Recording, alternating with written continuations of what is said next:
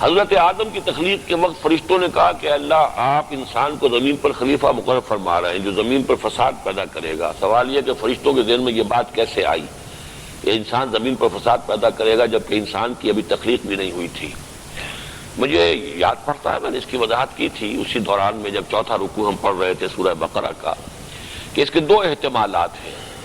ایک تو یہ کہ انسانوں سے پہلے ایک مخلوق پیدا کی گئی جنات کی، اور جنات نے فساد برپا کیا، اسی پر قیاس کرتے ہوئے فرشتوں نے یہ سوچا ہوگا کہ انسان بھی فساد پیدا کرے گا۔ دوسری بات یہ تھی کہ اگر یہ بات نہ بھی ہو تو خلافت کا جو تصور ہے اس کے اپنے اندر انہیرنٹ ہے یہ بات کہ اس میں اختیار ہوگا۔ اب فرشتے اپنے اوپر قیاس کرتے ہیں، انہیں اختیار کوئی حاصل نہیں ہے۔ لا یعصون اللہ ما امرہم ویفعلون ما یؤمرون، جو کرتے ہیں جو حکم ملتا کرتے ہیں، ان کا اختیار کوئی نہیں۔ انہوں نے یہ محسوس کیا کہ جب بھی کہیں اختیار کا معاملہ آئے گا تو اس اختیار کے مس یوز ہونے کا بھی امکان ہے۔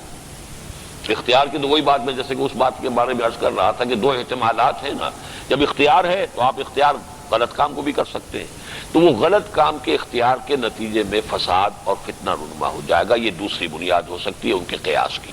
باقی واللہ عالم، اصل بات تو فرشتوں ہی کو معلوم ہے کہ انہوں نے کیوں کہی تھی، لیکن ہم اپنی حد تک جو بھی سمجھنے کی کوشش کریں تو یہ دو چیزیں سمجھ میں آتی ہیں۔ حضرت آدم کو سجدہ نہ کرنے پر ابلیس کو شیطان قرار دے کر جنت سے نکال دیا گیا، پھر حضرت آدم اور اماں حوا کو بہکانے جنت میں کیسے پہنچ گیا؟ اصل میں لفظ جنت قرآن مجید میں کہیں نہیں آیا ہے۔ اہبطوا منہا، اس سے نکل جاؤ، کس کیفیت سے نکل جاؤ، اور اس سے جو کہا تھا کہ فخرج منہا انک رجیم، بہرحال وہ کسی ایک خاص کیفیت کا نام ہے کہ جس سے اس وقت حضرت آدم کو بھی نکلنے کا حکم دیا گیا اور ابلیس کو بھی۔ لیکن یہ کہ ابلیس کو جو حکم دیا گیا وہ اس کی سرتابی اور انکار اور اس کے اوپر اصرار کی بنیاد پر ہے، جبکہ آدم علیہ السلام اور حضرت حوا علیہ السلام سے جو غلطی ہوئی اس کا انہوں نے اعتراف کیا اور اقرار کیا، اس میں زمین و آسمان کا فرق ہوگا۔ اور جنت میں کیسے وہ پہنچ گیا، میرے نزدیک تو میں نے شاید آپ نے نوٹ نہیں کیا کہ اس میں بھی میری رائے یہ ہے کہ وہ جنت وہ اس آخری جنت نہیں تھی، جنت ماوا نہیں تھی، بلکہ اسی زمین پر کوئی جگہ تھی کہ جہاں ہر شے بافراغت موجود تھی ان کے لیے کسی بلند مقام کے اوپر، اور وہاں ابلیس کا پہنچ جانا کوئی قطعاً یعنی ایسی بات نہیں ہے کہ جو سمجھ میں نہ آ رہی ہو۔ اللہ تعالیٰ کے عموماً 99 اسماء حسنیٰ بیان کیے جاتے ہیں اور اکثر مصحف میں درج ہوتے ہیں، جبکہ المنان، الحنان، الجواد اور رب بھی اللہ تعالیٰ کے اسماء حسنیٰ سمجھے جاتے ہیں۔ جس طرح مالک یوم الدین و ذوالجلال والاکرام ان اسماء حسنیٰ میں شامل ہے، تو اس طرح رب العالمین بھی شامل ہونا چاہیے تھا۔ یاد آیا کہ ایک عالم دین سے راقب نے الدیان بھی اللہ تعالیٰ کا صفاتی نام سنا، اس معاملے میں آپ سے رہنمائی کی درخواست ہے۔ صورت اصل میں یہ ہے کہ ایک تو قرآن مجید میں آتا ہے فَلَهُ الْأَسْمَاءُ الْحُسْنَى، تمام اسماء حسنیٰ اسی کے ہیں، تمام اچھے نام اسی کے ہیں۔ الاسماء الحسنیٰ، الف لام یہاں حصر کے لیے آئے گا، لیکن تعین کے ساتھ ہم کوئی نہیں ہے کہ جو اس کو معین کریں۔ حدیث نبوی میں حضرت ابو ہریرہ رضی اللہ تعالیٰ عنہ سے جو روایت ہے 99 نام جو کہ حضور نے بیان کیے ہیں، تو انہی کو ہم شمار کریں گے اللہ کے نام۔ جیسے کہ ہمیں معلوم ہے کہ 1.25 لاکھ انبیاء آئے، یا 1.25 لاکھ کی تعداد کہیں قرآن میں نہیں ہے، لیکن یہ تو معلوم ہے قرآن سے بھی کہ بہت سے انبیاء ایسے ہیں کہ جن کا قرآن میں ذکر نہیں ہے۔ لیکن کون کون سے لوگ نبی جو ان کے نام ہمیں دے دیے گئے ان کے سوا کسی اور شخص کے بارے میں تعین کے ساتھ ہم نہیں کہہ سکتے کہ وہ بھی نبی تھے۔ ایک کے بارے میں گمان میرا بھی ہے، اور میرا گمان بھی اصل میں ایک بہت بڑے عالم دین کی رائے سے اتفاق پر مبنی ہے۔ مولانا مناظر حسن گیلانی رحمۃ اللہ علیہ کا یہ گمان ہے کہ گوتم بدھ بھی نبی تھے، لیکن اس کو بھی ہم یقین سے نہیں کہہ سکتے۔ یقین سے صرف وہی نبی قرار پائیں گے جن کا ذکر قرآن مجید میں ہے۔ اصولاً ہمیں معلوم ہے کہ اور بھی بہت سے نبی اور رسول دنیا میں آئے ہیں، اس طرح اللہ کے اور بھی بہت سے اچھے نام ہو سکتے ہیں، قرآن مجید سے اس طرح کی تراکیب اور نکالی جا سکتی ہیں، لیکن یہ کہ جو حضور نے بتائے ہیں 99 نام، وہ حضور کے بتائے ہوئے نام ہم جو ہیں وہ ان کو مسترد سمجھیں گے۔ اصل چیزیں دین کے اندر جو ہیں وہ اصل جو بنیاد ہے دین کی وہ عقل پر نہیں ہے، نقل پر ہے۔ نقل سے کیا مراد ہے؟ دین منتقل ہوا ہے اللہ سے محمد کو جبرائیل کے ذریعے علیہ الصلوۃ والسلام، اور پھر منتقل ہوا ہے حضور سے صحابہ کو، صحابہ سے تابعین کو، تابعین سے تبع تابعین کو۔ تو عقل جو ہے وہ ایک علیحدہ شے ہے. ہم دین کو عقل کے تابع نہیں کریں گے، عقل کو دین کے تابع کریں گے. دین میں اصل شے نص اللہ کے کا فرمان اور حدیث نبوی صلی اللہ علیہ وسلم، اس کے تحت ہوگا معاملہ.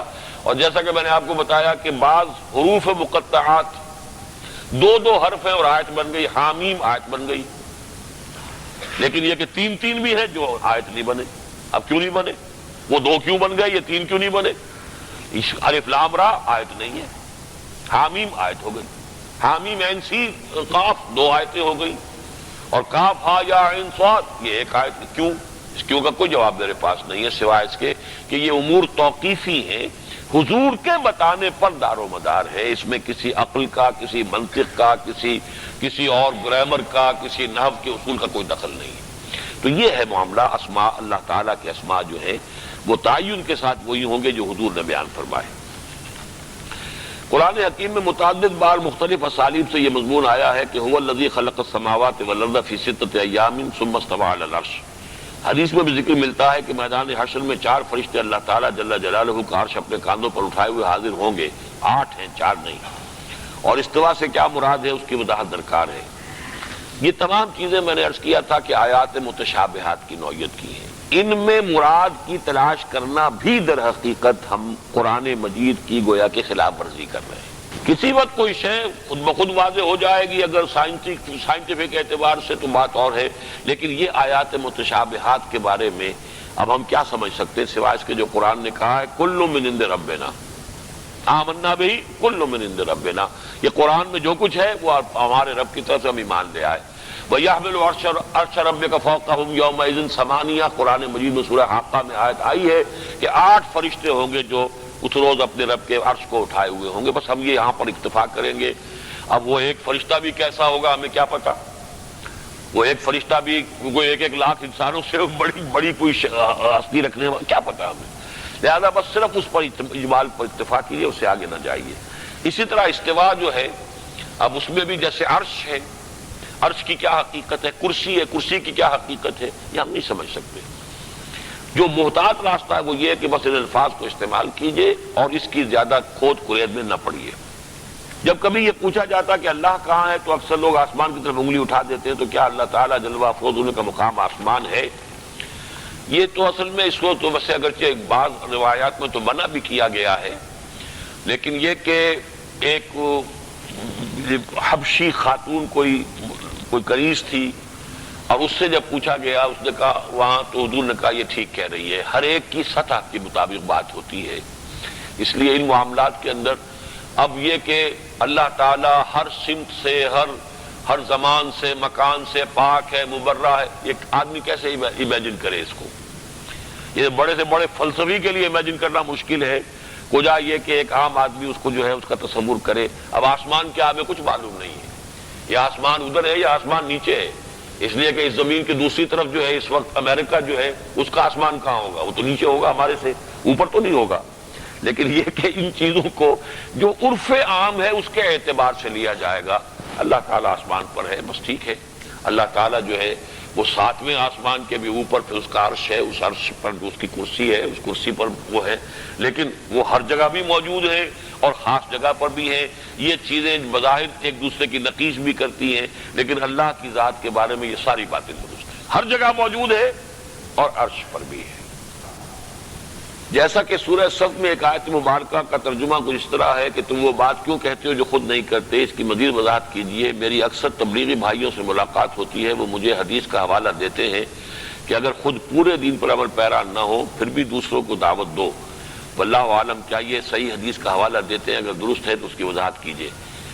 مجھے اس طرح کی کوئی حدیث تو معلوم نہیں ہے کہ جب تک انسان پورے دین پر عمل نہ کرے تب بھی دعوت دے. میرے علم میں ایسی حدیث نہیں ہے، لیکن میں اس کا قائل ہوں کہ چاہے آپ پورے دین پر عمل پیرا نہ بھی ہو تب بھی آپ دعوت دیں. یقیناً مجھے ان سے اس معاملے میں اختلاف نہیں ہے. اس لیے کہ ایک تو یہ فائدہ ہو سکتا ہے کہ جیسے ایک اندھا وہ لالٹین لے کر چل رہا ہے تو اس اندھے کو تو اس سے لالٹین سے کوئی فائدہ نہیں ہو رہا، لیکن دوسروں کو تو فائدہ ہو رہا ہے نا. کوئی آدمی آ کر اس سے ٹکرا تو نہیں جائے گا، وہ بچ تو جائے گا نا اس سے. کہ کم سے کم یہ کہ وہ لالٹین لے کر چل رہا ہے تو کوئی دوسرا شخص اندھیرے کی وجہ سے آ کے اسے ٹکرائے گا نہیں، تو ایک ڈیفنس تو ہو گیا. اسی طرح تبلیغ اور دعوت ایک ڈیفنس بن جاتا ہے. ایک انسان جو ہے جب کچھ بات کہتا ہے کسی سے تو اس کے دل میں بھی یہ بات آتی ہے کہ دیکھو تم جو بات کہہ رہے ہو اس پر عمل بھی کرو. یا کوئی پلٹ کر بھی اس سے سوال کرے گا کہ تم کہہ رہے ہو کرتے نہیں ہو. اس سے بھی اگر آپ خاموش ہی رہیں گے تو نہ اس نے آپ سے کچھ کہنا نہ آپ نے اس سے کچھ کہنا ہے. وہ تو پھر جینٹل مین ایگریمنٹ یہ ہوگا کہ میں بھی حرام خوری کروں تم بھی کرو, تم بھی خاموش رہو میں بھی خاموش رہوں. لیکن اگر آپ نے دوسرے کی حرام خوری کو روکا اور آپ نے فرض کیا اس میں دیکھا کہ یہ کس قسم کی حرام خوری کر رہا ہے, آپ کو احساس نہیں ہوا کہ کسی اور قسم کی حرام خوری میں آپ خود ملوث ہیں, وہ ادھر سے پلٹ کر آپ پر حملہ کرے گا تم یہ حرام خوری کر رہے ہو, تو آپ کا فائدہ ہو گیا نا کہ جس چیز کی طرف آپ کو توجہ نہیں تھی کسی وجہ سے توجہ آپ کو جو ہے اس کی طرف اس شخص نے دلا دی جس کو آپ نے خیر کا کام. اور اس میں خود بخود یہ ایک آٹو سجیشن بھی ہو جاتی ہے. آدمی جب خیر کے لیے دوسروں سے کہتا رہتا ہے تو خود بھی انسان کے اوپر اس کا عمل ہوتا ہے. اس حوالے سے اس کا انتظار نہیں کرنا چاہیے. اور دوسرے یہ کہ عملاً یہ کہنا کہ میں پورے دین پر مکمل طور پر عامل ہو گیا ہوں, یہ شاید ہو ہی نہ سکے. کوئی انسان کامل مطلق تو کبھی بھی نہیں ہو سکے گا. کوئی نہ کوئی خامی کوئی نہ کوئی کمی کسی نہ کسی پہلو سے انسان میں رہتی ہے. تو اس حوالے سے تو مطلب یہ ہے کہ پھر تبلیغ کا عمل رک جائے گا. پھر اگر اس کو ہم نے اصول بنا لیا تو پھر تو یہ عمل جو ہے گویا کہ بالکل آگے بڑھے گا ہی نہیں. تو ان تین دلیلوں کے پیش نظر جو بات آپ نے ان تبلیغی بھائی کے حوالے سے کہی ہے وہ بات اپنی جگہ درست ہے, لیکن اس مضمون کی کوئی حدیث میرے علم میں نہیں ہے. سورہ احزاب میں ہے کہ اے پیغمبر کی بیویوں تم اور عورتوں کی طرح نہیں ہو, اور پھر آگے ان کے بارے میں پردے کے احکام بیان فرمائے. تو کیا عام مومن عورتوں اور امہات المومنین کے پردے کے احکامات میں کچھ فرق ہے؟ نہیں. وہاں جو کچھ فرمایا گیا ہے کہ اگر تم کوئی غلط حرکت کرو گی, فحش حرکت, تو تمہیں دوہری سزا ملے گی. یہ اس حوالے سے کہا گیا ہے کہ تمہیں اسوہ بننا ہے تمام مسلمانوں کے لیے. اب اسوہ بننا ہے تو جو احکام ان کو دیے جا رہے ہیں وہی گویا کہ باقی تمام مسلمان خواتین کے لیے, ورنہ اسوے کے معنی کیا ہوئے؟ جو اسوہ بنتا ہے اس کا مقام اتنا اونچا ہو جاتا ہے کہ وہ غلط حرکت کرے گا تو غلط اسوہ بن جائے گا لوگوں کے لیے, لہذا وہ دوہری سزا کا مستحق ہوگا. نیکی کرتا ہے تو چونکہ وہ نیکی کا ذریعہ بن جائے گا اوروں کے لیے دوہرے اجر کا ثواب کا موجب بن جائے گا. یہ اس حوالے سے بات کہی گئی ہے. باقی جو احکام جو آگے دیے گئے وہ تمام مسلمانوں کے لیے ہیں, اور اس کو کھول بھی دیا گیا آگے چل کر کہ یا ایھا النبی قل لازواجک و بناتک و نساء المؤمنین, اے نبی کہہ دیجئے اپنی بیویوں سے بھی اور اپنی بیٹیوں سے بھی اور اہل ایمان کی بیویوں سے بھی. معلوم ہوا کہ وہ سارے احکام جو ہیں وہ تمام مسلمان خواتین کے لیے ہیں. البتہ یہ کہ چیریٹی بگنز ایٹ ہوم کے اصول کے تحت اس کا آغاز کیا گیا ہے حضور کے اپنے گھر سے. جنت کے بارے میں بعض مفسرین آیت کو معیار قرار دیتے ہیں, کیا وہ صحیح ہے؟ ذالک من انباء الغیب نوحی الیک, یعنی جب تک اللہ تعالیٰ کے علم میں ہے وہ غیب ہے, اور رسول اللہ صلی اللہ علیہ وسلم کے پاس آ گیا تو وہی کہلائے گا. سوال آپ کا کچھ واضح نہیں ہے. نہیں, غیب دیکھیے وہی دو چیزوں کو گڑبڑ نہ کیجئے. ایک ہے غیب اور حاضر یا شہادہ, اس کا مفہوم کیا ہے؟ ایک ہے وحی اور غیر وحی. غیر وحی سے علم جو ہم حاصل کرتے ہیں وہ اپنی آنکھوں سے دیکھا علم حاصل ہو گیا, کان سے سنا علم حاصل ہو گیا, عقل سے سوچا علم حاصل ہو گیا. وہی وہ ہے کہ جو اللہ تعالیٰ کی طرف سے آتی ہے. یہ ایک علیحدہ تقسیم ہو گئی علم کی کہ نالج کی دو اقسام ہیں, ایک ریویلڈ نالج ہے اور ایک ایکوائرڈ نالج ہے جو انسان حاصل کرتا ہے اپنے ذرائع سے جو اللہ نے اس کو عطا کیے ہیں, چاہے وہ اس کے حواس خمسہ ہیں, اس کی عقل ہے, یہ ایکوائرڈ نالج ہے. سائنس ساری ایکوائرڈ نالج ہے. اور ایک غیب کا علم ہے جو ہے وہ در حقیقت وہ غیب کا علم ہے کہ جو ہماری عام انسانوں کی ان حواس خمسہ سے جو چیزیں چھپا دی گئی ہیں. جنت ہے, دوزخ ہے, یہ سب عالم غیب کی چیزیں ہیں. جنت آج بھی موجود ہے, حضور سیر کر کے آئے ہیں اس کی, لیکن یہ کیا کوئی شخص نہیں دیکھ سکتا اس کو, حضور کو اس کی سیر کرائی گئی ہے. جہنم آج بھی موجود ہے. اس طریقے سے فرشتے ہیں وہ غیب عالم غیب سے متعلق ہیں, ہم ان کو نہیں دیکھ سکتے.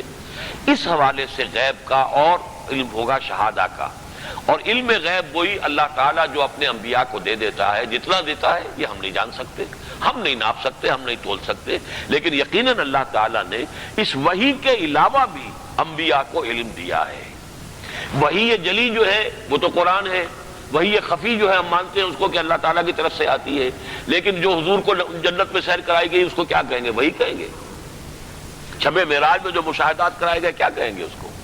تو غیب سے مراد در حقیقت صرف وہ ہے کہ جو عام طور پر انسانوں کے علم کے جو ذرائع ہیں ان سے جو چیزیں پوشیدہ کر دی گئیں وہ ہے عالم غیب۔